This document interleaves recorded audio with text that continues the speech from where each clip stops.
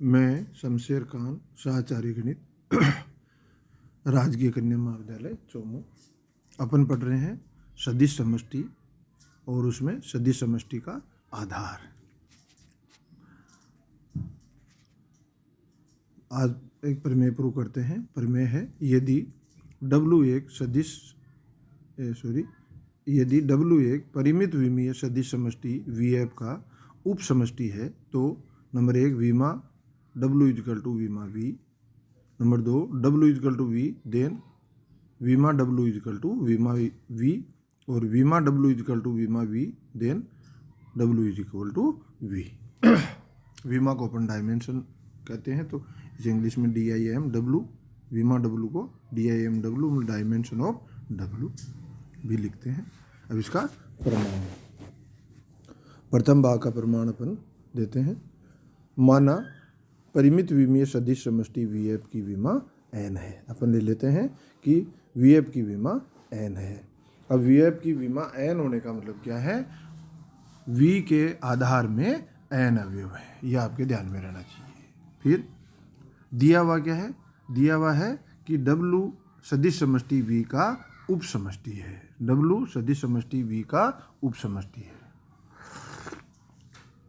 अब dimension V is equal to n, तो V का प्रत्येक n+1 या n+1 से अधिक अवयवों का समुच्चय एक घात परतंत्र होगा।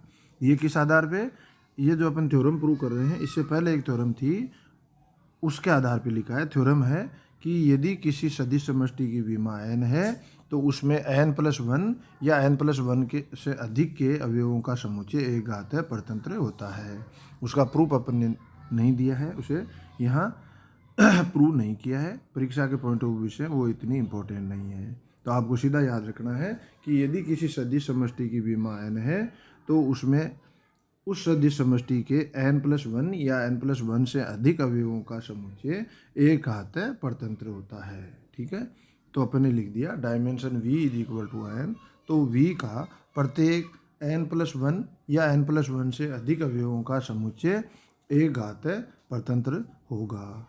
अर्थात W में n+1 या उससे अधिक अवयव होंगे तो वह एक घात परतंत्र होगा। क्यों भाई? क्योंकि W V का उप समष्टि है और W V का उप समष्टि है, इसका मतलब W V का एक अरिक्त उप समुच्चय है और अरिक्त उप समुच्चय है तो W में सारे अवयव V के होंगे। तो V में अपन कह रहे हैं कि n से ज़्यादा अवयवों का जो भी समुच्चय है वो एक घात परतंत्र होगा। अर्थात W में यदि n+1 या इससे अधिक अवयव होंगे तो वो एक घात परतंत्र होगा। अतः W में अधिकतम n एक घात स्वतंत्र अवयव होंगे। W में अधिकतम n एक घात स्वतंत्र अवयव होंगे। ठीक है, अब अपन मान लेते हैं कि W में एक घात स्वतंत्र अवयवों का सबसे बड़ा समुच्चय S है, उसमें अवयव है M, V1, V2 dash dash dash V है। इसका मतलब M क्या होगा? n से छोटा होगा या बराबर होगा। क्यों होगा?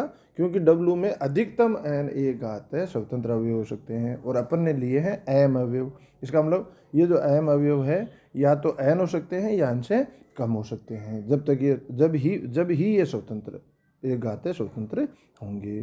तो अपन ने लिख दिया कि सबसे बड़ा समुच्चय S is equal to V1, V2 dash dash dash Vm है, जहाँ m is less than equal to है। ठीक है, इससे कोई बड़ा इससे बड़ा जो W के अवयवों का समुच्चय है वो एक घात स्वतंत्र नहीं हो सकता। ये अपन ने ले लिया कि ये सबसे बड़ा एक समुच्चय अवयवों का समुच्चय है जो एक घात स्वतंत्र है।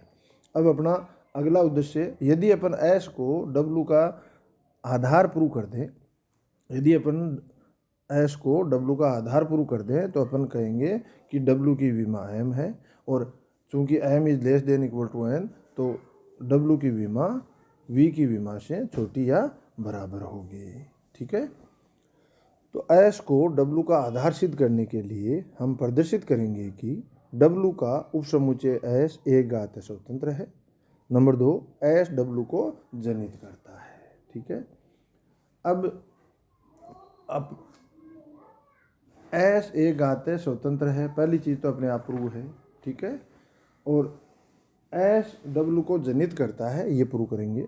तो माना V बिलोंग्स टू W, माना V बिलोंग्स टू W, तब अब इस V को यदि अपन एक घात स्वतंत्र अवयवों के साथ मिला दें, अधिकतम एक घात स्वतंत्र अवयव थे जो अहम अवयव हैं उनमें मिला दें, तो वो कितने हो गए, m+1 अवयव हो गए। और वो ये सारे अवयव फिर इन V के सहित जो समुच्चय बनेगा अवयवों का वो एक घात परतंत्र होगा।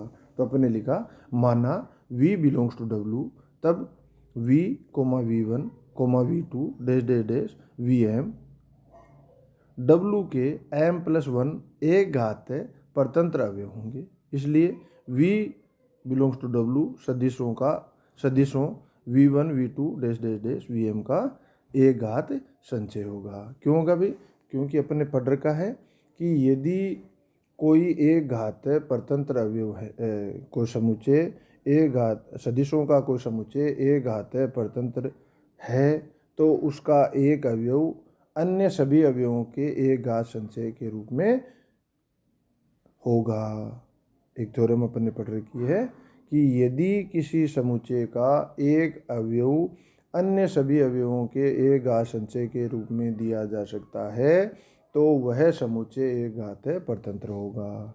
तो अपन ने V1, V2 dash dash dash Vm ये अधिकतम सदिश थे जो कि एक घात स्वतंत्र थे W में। यदि इनके साथ V मिला दें तो फिर ये एक ज़्यादा हो गया, तो m+1 अवयव हो गए। तो अधिकतम से एक ज़्यादा मिला, इससे मतलब m सदिशों से अधिक अवयव एक घात स्वतंत्र नहीं हो सकते, अपन ने ले रखा है। और V अपन ने मिलाते वो कितने हो गए, m+1 हो गए, तो वो एक घात परतंत्र होंगे। और एक घात परतंत्र है कौन से अवयव, V, V1, V2 dash dash dash Vm एक घात परतंत्र है। तो कम बेशी होने, तो ये अवयव एक घात परतंत्र है, तो अपन V को अन्य अवयवों के एक घात संचय के रूप में व्यक्त कर सकते हैं। तो मैंने लिखा है इसलिए V बिलोंग्स टू W सदिशों V1, V2 dash dash dash Vm का एक घात संचय होगा। तो अर्थात W के प्रत्येक अवयव को V1, V2 dash dash dash Vm के एक घात संचय के रूप में व्यक्त किया जा सकता है। अतः S W को जनित करता है, या अपन लिख दें W is equal to LS, W is equal to LS, ठीक है। चूंकि S एक घात स्वतंत्र है तथा W is equal to LS, अतः S समष्टि W का आधार होगा। Then dimension W is equal to M, जहाँ M is less than equal to N, और इससे अपने को क्या मिल गया, dimension W is less than equal to dimension V। Number 2, यदि W is equal to V तब W V का उपसमष्टि है। W is equal to V तब W V का उपसमष्टि है, साथ ही V W का उपसमष्टि है। मतलब W और V दोनों बराबर हैं। मतलब अपन कौन सा प्रूव कर रहे हैं, द्वितीय भाग प्रूव कर रहे हैं। और अपन ने सबसे पहले ले लिया W is equal to V, तब W V का उपसमष्टि है, और दोनों बराबर है तो W V का उपसमष्टि है और V W का उपसमष्टि है, ये इसका मतलब होता है। तो W V का उपसमष्टि है तो अपन लिख सकते हैं dimension W is less than equal to dimension V, तथा V W का उपसमष्टि है तो अपन लिख सकते हैं dimension V is less than equal to dimension W, और इन दोनों को मिलाएं तो अपने को मिल जाता है dimension W is equal to dimension V। तो अपन ने लिया W is equal to V और प्रूव कर दिया dimension W is equal to dimension V। अब इसका विलोम पार्ट ले लेते हैं, इसको विलोमतः ले लेते हैं कि dimension W is equal to dimension V। तो मैंने लिखा है माना dimension W is equal to dimension V is equal to n ले लेते हैं, इज इक्वल टू n, ठीक है। तो और साथ में ले लेते हैं B is equal to V1, V2 dash dash dash Vn सदिश समष्टि W का आधार है, सदिश समष्टि W का आधार है, ठीक है। और सदिश समष्टि W का आधार है तो ये इसको बी डब्लू को जनित भी करेगा, अर्थात L B is equal to W. इसे नंबर 1 दे देते हैं। चूंकि बी समष्टि वी के एन एक घात स्वतंत्र सदिशों का समुच्चय है, साथ में वी की विमा क्या है, एन है। इसका मतलब वी में अधिकतम एन एक घात स्वतंत्र सदिश हो सकते हैं, अर्थात यदि बी में एन एक घात स्वतंत्र सदिश हैं, इसका मतलब बी वी का आधार है। भाई वी की विमा एन है और वी में एन एक घात स्वतंत्र सदिश है, तो विमा एन है, इसका मतलब उसमें अधिकतम एन एक घात स्वतंत्र सदिश है। और अपन ने ले लिया कि बी में जो एन अवयव है वो एक घात स्वतंत्र सदिश है, इसका मतलब बी वी का आधार है, और बी वी का आधार है तो बी वी को जनित करेगा, अर्थात L B is equal to V. इसे नंबर 2 दे देते हैं। 1 व 2 से W is equal to V. तो अपना ये थ्योरम प्रूव। धन्यवाद।